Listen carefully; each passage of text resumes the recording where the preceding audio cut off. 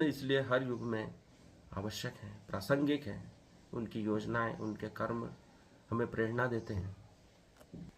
पर ऐसी महान घटनाओं को देखने के लिए महान लोग चाहिए, महान दृष्टि चाहिए, तभी हम उन विचारों से अपने आप को मार्गदर्शित कर पाएंगे, समझ पाएंगे। इसलिए कृष्ण कहते हैं कि तुम इस यूनिवर्स से, महान आत्मा से जुड़ जाओ तो तुम तुरंत सफल हो जाओगे। तुम्हारी सब समस्याएं मैं ले लूंगा। मामेकम शरणम व्रज का तात्पर्य यही है कि तुम सभी चिंताओं से मुक्त होकर मेरी शरण में आ जाओ। इसलिए 18वें अध्याय में 58वें श्लोक में भगवान कहते हैं, मंचित सर्व दुर्गाणी मत प्रसादादृशति सी अथ चेत्व महारात्र श्रोष्यति विनश्यसी। मत का अर्थ है मेरी, चित्त अर्थात चेतना में, सर्व अर्थात सारी, दुर्गाणी अर्थात बाधाओं को, मत प्रसादात मेरी कृपा से, तर्ष्यति तुम पार कर सकोगे, अथ लेकिन, चेत अर्थात यदि, त्वम अर्थात तुम, अहंकारात अर्थात मिथ्या अहंकार से, न श्रोष्यति नहीं सुनते हो, विनश्यसी अर्थात नष्ट हो जाओगे। यदि तुम मुझसे भावना भावित होंगे तो मेरी कृपा से तुम बद्ध जीवन के सारे अवरोधों को लांघ जाओ।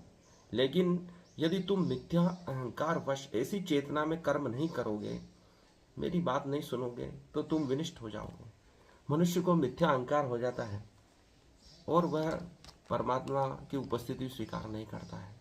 वही भगवान अर्जुन से अब डायरेक्ट कह रहे हैं, साक्षात कह रहे हैं कि तुम यदि मेरी बात नहीं मानोगे तो नष्ट हो जाओगे।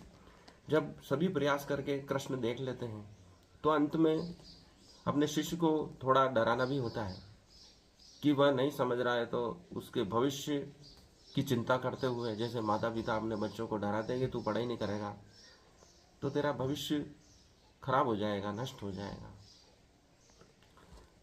इसलिए कृष्ण कहते हैं कि तू मेरी सत्ता को स्वीकार नहीं करेगा तो मेरी कृपा से तू बद्ध जीवन के सारे अवरोधों को लांघ जाएगी। यदि तू मेरी शरण स्वीकार करता है तो तुम्हारे जीवन के जितने भी बंधन हैं, अवरोध हैं, उसको लांघ पाएगा।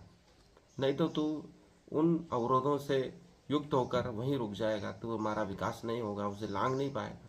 ठीक वैसे ही जैसे हम किसी नाले को पार करते हैं छलांग लगाकर, बीच में कोई अवरोध हो तो हम बीच में ही गिर जाते हैं।